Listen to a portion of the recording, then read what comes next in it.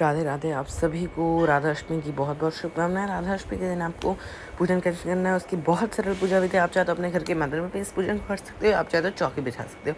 चौकी के ऊपर लाल पीले रंग का आप वस्त्र बिछा ले, ठीक है। उसके बाद आपको 3 आसन देने होते हैं।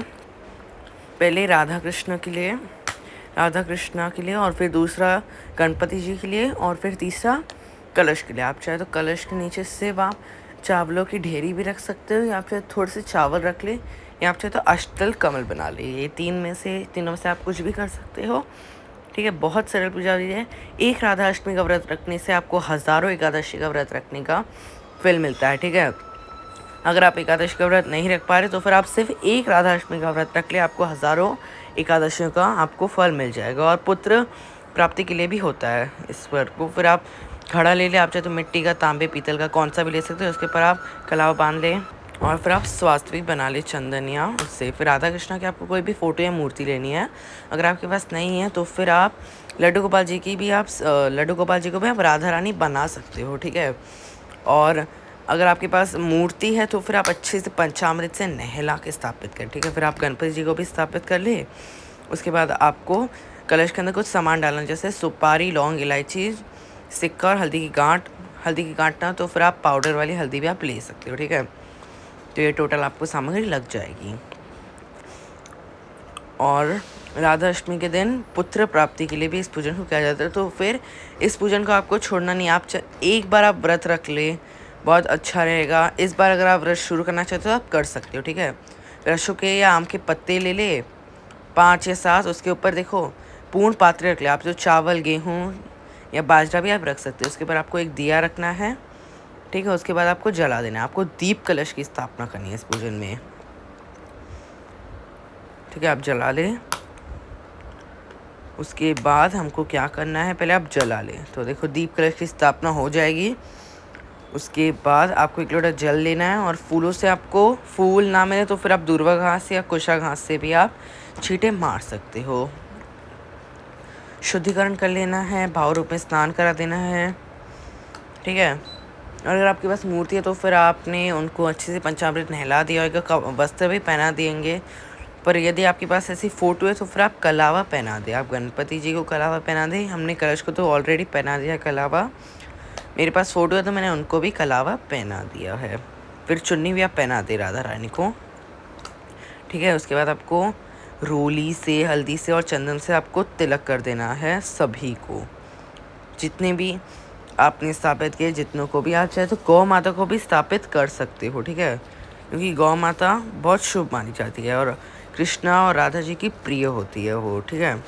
अब सबको हल्दी, चंदन और चावल फिर आप डाल दें, पूजा कर ले। फिर गणपति जी को आप दूर्वा घास चढ़ा ले और फिर राधा कृष्ण जी को आप तुलसी का पत्र आप चढ़ा दें।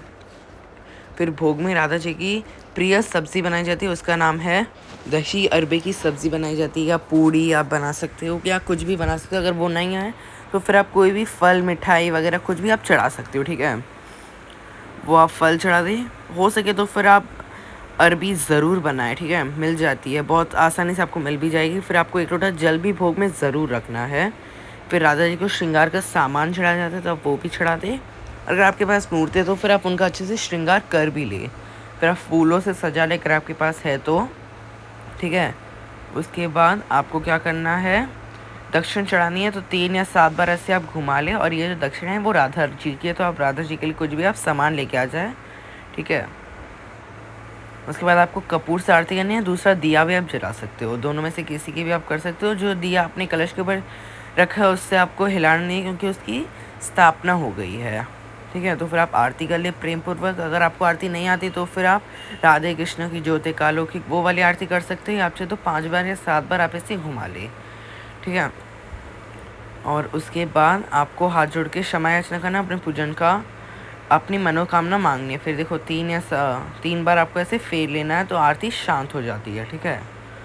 और साथ ही साथ आपको कथा भी सुननी होती है इस समय, तो आपको कथा भी सुन लेनी है। तो इसके लिए आपको 1 लोटा जल चाहिए होगा। और इस पूजन को हो सके तो फिर आप प्रदोष काल में, ये देखो बहुत से लोग क्या करते हैं, जो स्कॉन वगैरह में होते हैं ना, वो एक दिन पहले ही व्रत रख लेते हैं और 11 मतलब जो है राधा अष्टमी के दिन उसके 4 बजे उठ के ब्रह्म मुहूर्त में ब्रह्म आरती करके फिर व्रत तोड़ देते हैं। पर हम लोग कैसे करेंगे गृहस्थ लोग? आप पूरे दिन का भी व्रत रख सकते हैं, आप चाहे तो सिर्फ 12 बजे तक का भी आप व्रत रख सकते हो। ठीक है, आप चाहे तो 12 बजे पूजन कर ले, या अगर 12 बजे ना हो पाए तो फिर आप मतलब शाम को भी आप कर सकते हो प्रदोष काल में। फिर आपको कथा सुन लेनी है। अगर आपने दोपहर में कथा सुनी, अगर आपको सूर्य देव के अर्घ मतलब हो दिख जाए तो फिर आप सूर्य देव को ही अर्घ दे दे। अगर नहीं दिखे तो फिर आप शाम को चंद्रमा छोटे से आपको दिखाई देंगे ना, उनको भी आप अर्घ दे सकते हो, या तारों को भी आप अर्घ दे सकते हो। फिर आप अपना व्रत भी तोड़ लें। ठीक है, और एक टाइम आप खाना खा सकते हो इसमें, तो आप चाहे 12 बजे खा लें या आप चाहे तो शाम को भी खा सकते हो। और इसी दिन से गज लक्ष्मी का भी पूजन शुरू किया जाता है। मतलब 16 दिन की जो लक्ष्मी महालक्ष्मी पूजन होता है वो उसको भी शुरू किया जाता है। पर इस बार वो चैनल पे नहीं आ पाएगी, माफ़ कर लेना, क्योंकि बहुत बिजी हूँ मैं। 30 त्योहार आते जा रहे, माफ़ कर देना, बहुत माफ़ कर देना। अगर आपको पूजा विधि देखनी है गज लक्ष्मी की तो फिर मैंने डिस्क्रिप्शन बॉक्स में उसकी लिंक दे दी है, आप वहाँ से भी देख लेना। अगर आपको ये वीडियो अच्छा लगा तो फिर मेरे चैनल को सब्सक्राइब करें, इस वीडियो को लाइक करें, ज़्यादा से ज़्यादा शेयर करें। और ऐसे ही और 30 त्योहारों की वीडियो के लिए मेरे चैनल को ज़रूर सब्सक्राइब कर ले। आपको ये अगर आपको कोई भी सवाल है तो फिर आप कमेंट्स बॉक्स से पूछ सकते हो। ठीक है, जय श्री कृष्णा, राधे राधे, जय माता दी।